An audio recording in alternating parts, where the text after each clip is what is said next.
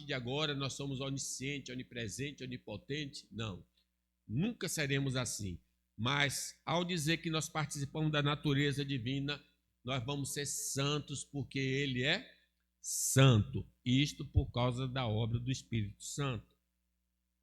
Como os anjos, somos mensageiros de Deus aos homens que estão perdidos e a todos os crentes em Cristo Jesus, porque Ele nos deu a ordem, primeiro aos apóstolos, extensão a nós: ide pelo mundo, pregar o evangelho a toda. A palavra mensageiro, que é anjo, significa mensageiro.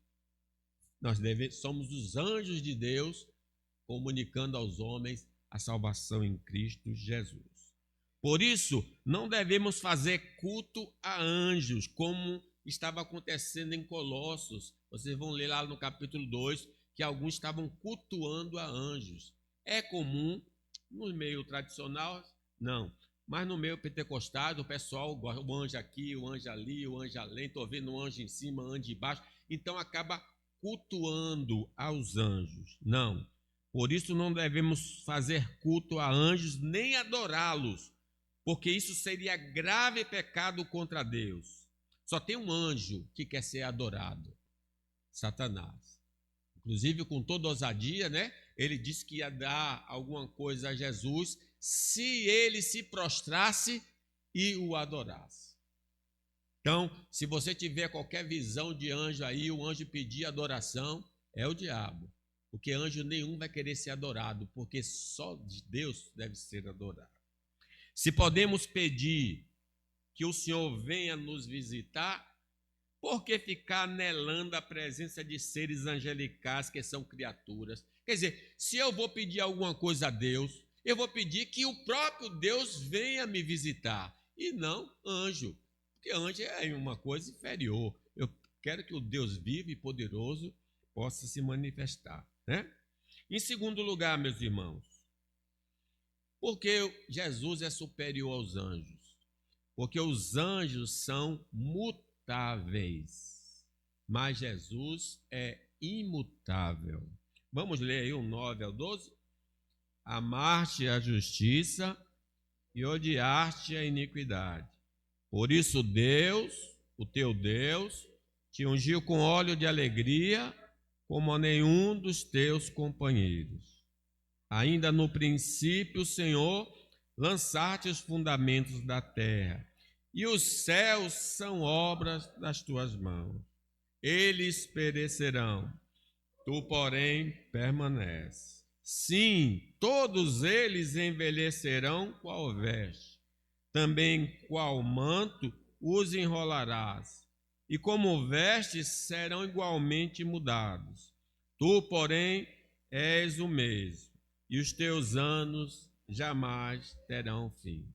Como afirmamos anteriormente, alguns anjos pecaram. Logo, eles também caíram do estado original em que foram criados. Nós não sabemos, não temos maiores informações, mas nós podemos deduzir algumas coisas. Os anjos, diferente dos homens, cada um responde individualmente a Deus. Tanto é que um grupo pecou e um grupo não pecou. Certamente porque Deus conservou. No nosso caso, não. Através da queda de Adão, todos nós caímos em transgressão. Porque os anjos não são gerados, não se multiplicam o número deles, mas nós nos multiplicamos através de um homem e uma mulher, né?